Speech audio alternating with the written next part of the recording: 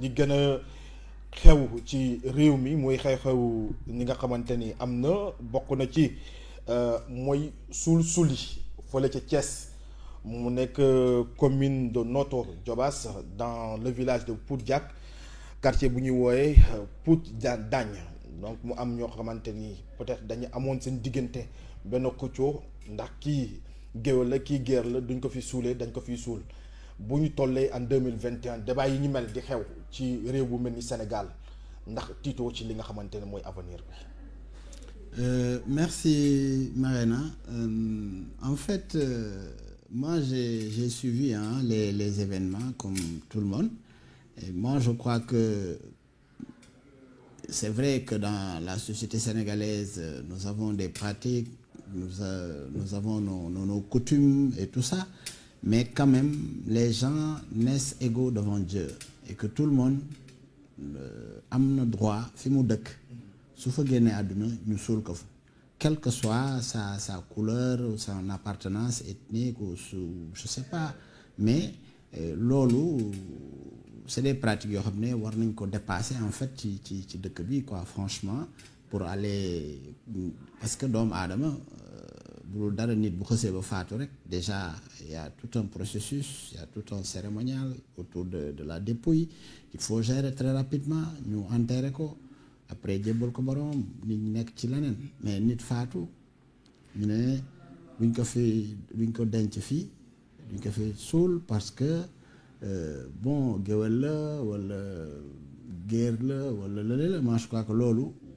war nañ ko mën a dépasser actuellement au Sénégal effectivement. Et moi je crois que bi problème yi amee aussi les autorités locales aussi gis nañ leen ñu ngi doon dox aussi ñoom seen rôle en fait pour essayer de régler la problématique ba nga xam ne loolu dinañ ko mën a saafara ñu avancer dem ci leneen. Moi je crois que loolu ñoom ñu ngi ci doon dox, mais daal de manière générale et pour parler ci wax ci dëkk bi en fait que yooyu moom si c'est des pratiques yoo xam ne war nañ ko mun a vraiment dépasser et que nit ñi ku faatu ñu jébbal la suñu borom yóbbu la ci armée li nga xam ne fa nga dëkk ñu rob la fa après ñu dem. Bon c'est vrai que c'est des, vous savez dëkk bi am na ay coutumes ay affaires yoo xam ne yi bon c'est des croyances très anciennes yoo xam ne peut-être ñun ñi nga xam ne xëy na dëkkuñu foofu duñ ko mën a maîtriser contrairement ak ñi nga xam ne ñoo fa dëkk nga xam ne ils vivent avec ça. Mais le plus important mooy peut-être jox nañ am nañu leen jox leen en fait faneen fu nga xam ne ñoom suñu amee ay armeel yoo xam ne dina leen permettre ñu suul leen fa. Mais en tout état de cause mooy actuellement ci man li ma gëm mooy doomu aadama bu nekk am nga droit soo faatoo ñu defar la comme ni ko say religion permettre. Bu dee religion musulmane la ñu def ko, bu dee religion catholique la aussi ñu defal leen ni ñu leen war a defaree, bu ñu leen waree denc ñu denc leen bu ko defee ñu mën a dem seeni mbokk dem ñoom ñu dem après bon voilà. Mais quant à duñu leen suul ci armée li parce que ci tel caste la bokk wala léeg sans franchement war nañ ko mun dépasser quoi dans ce pays. C'est vrai parce que li nga xamante ne mooy version bu ñu joxe nii c'est la version des griots ñi nga xamante ne ñoo fa nekk muy géwél yi. Mais beneen partie bi aussi beneen camp bi joxe nañ seen version ci li nga xamante ne mooy li xew. Ndax ñoom it tamit bu ñu yëgee ne que yëf yi commencé naa siiw dañoo génn wax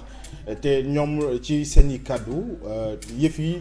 ni ko nit ñi waxee wala bokk ni ko ñeneen ñi waxee mooy géwél yi demeewul noonu ndax problème mu religion en tant que tel la dañu jógee ci problème de caste ñu dem ci problème religion ñii ay yàlla lañu ñii duñu ay yàlla donc c'est problème de confrérie et de politique ki nga xamante ni est-ce que aussi loolu aussi du danger pour suñu société fu ñu toll nii ndax bu kii doonee yàlla ne duñ fi suulee ki nga xamante ni ci beneen confrérie la bokk wala ci peut-être bokkuñu diine. Est-ce que loolu aussi il n'est pas temps ñu mën a taxaw seetlu loolu wala mettre ça en terme quoi. Oui en fait vous savez xam nga Sénégal réew mi dañ ne tout le monde est égal devant la loi. Fii Sénégal bañ ñu ko ba c'est la laïcité moom moo am fii c'est-à-dire nit ñi am nañ droit di def seeni religion di def seeni prière di def en tout cas li leen seen diine yépp may am nañ droit di ko exercer fii au Sénégal sans pour autant ñu am benn problème. parce que loolu c'est la constitution du Sénégal qui l'a réglé. mais quand même Sénégal même quand même Sénégal am na zone yoo xamante ni yi ñi mel mu ngi fay xew. te l'État n'intervient pas. Oui, je veux dire bien que au Sénégal la population est composée quasi de 95% de musulmans. Mais loolu amul problème en fait parce que bu ngeen seetloo si on prend un peu l'historique par rapport au Sénégal vous voyez que le premier président de la République du Sénégal Léopold Sédar Senghor était un chrétien et pourtant c'est des musulmans qui l'ont soutenu qui sont tout fait pour qu'il arrive à être président de la République. Absolument. Ça veut dire que donc loolu dafay am lu muy wane il était catholique. Sa femme était catholique et blanche. Alors, et pourtant, les gens ne s'offusquaient pas qu'un élément d'une minorité puisse être président de la République au moment où la population est de 95% de musulmans. Ensuite, avec le départ de Senghor, est arrivé Abdou Diouf. Abdou Diouf était musulman, sa femme était catholique. Ça n'offusque personne. En wolof, oui. Maanaam Abdou Diouf nekk na fi nekk catholique soxnaam nekk Abdou Diouf nekkoon na fi nekk musulman plutôt soxnaam nekk catholique parce que Sénégal on a toujours eu ce brassage entre ñun ak chrétiens yi amul benn problème parce que da ngay dugg ci famille boo xam ne ñii dañuy nekk ay musulmans ñii nekk ay chrétiens donc loolu dafa nekk loo xam ne li ça doit être un atout la war a doon mais warul nekk un problème. Abdoulaye Wade est arrivé comme président de la République il était président de la République du Sénégal un musulman convaincu un mouride fait partie de la confrérie mouride Abdoulaye Wade et pourtant sa femme était blanche et catholique. Maintenant c'est avec l'avènement de Macky Sall que nous avons un couple présidentiel bu nga xam ne c'est des Sénégalais bon teint pour wax ne loolu musul am problème ci réew mi et dañ ko mës a gérer ba nga xam ne famille boo dem ñi dañuy nekk ay catholique ñi dañuy nekk ay musulman des fois nga nekk musulman am sa xarit boo xam ne yéen a bokk école yéen a jàngandoo muy fréquenter seen kër di fa defee léppam nit ñi ba ngeen dem tuddante ay doom te bokku leen religion c'est-à-dire yooyu mooy fondement bi nga xam ne dafa am ci réew mi. Souvent je dis que le Sénégal est un pays bu nga xam ne bu ñu koy gouverner ko war a gouverner sur le plan culturel parce que Sénégal dafa am une culture boo xam ne bi voilà il faut ñu koy bàyyi xel mais je veux dire am na pratique sur le plan culturel aussi ban allez-y. Voilà mais dafa am ay pratique nag yoo xam ne su demee ba commencer di am il va falloir aussi que ñu di si bàyyi xel moi je dis pas que ñii di wax nii ne du problème boobu moom moo tax mais problème mu lii la wala léeg-léeg en tout état de cause lu mu ci mënti doon il faut que les gens reviennent à la norme les gens reviennent à la raison parce que problème mu religion wala problème mu caste wala problème mu quoi que ce soit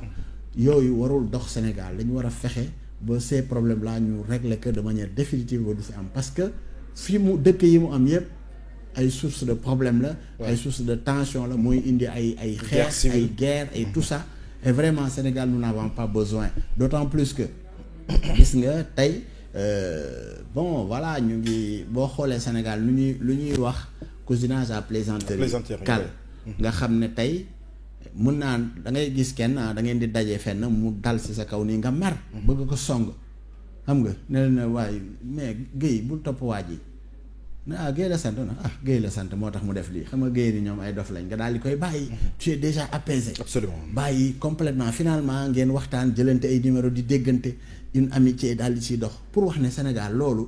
dañ waruñu ko kafe waruñu ko fowee dañ ko war a continuer di perpétrer yu mel noonu pour que nit ñi di ànd bokk ndey bokk bàyyi parce que réew mi la neen xaju fi lu dul jàmm en fait et moi je crois que ces problèmes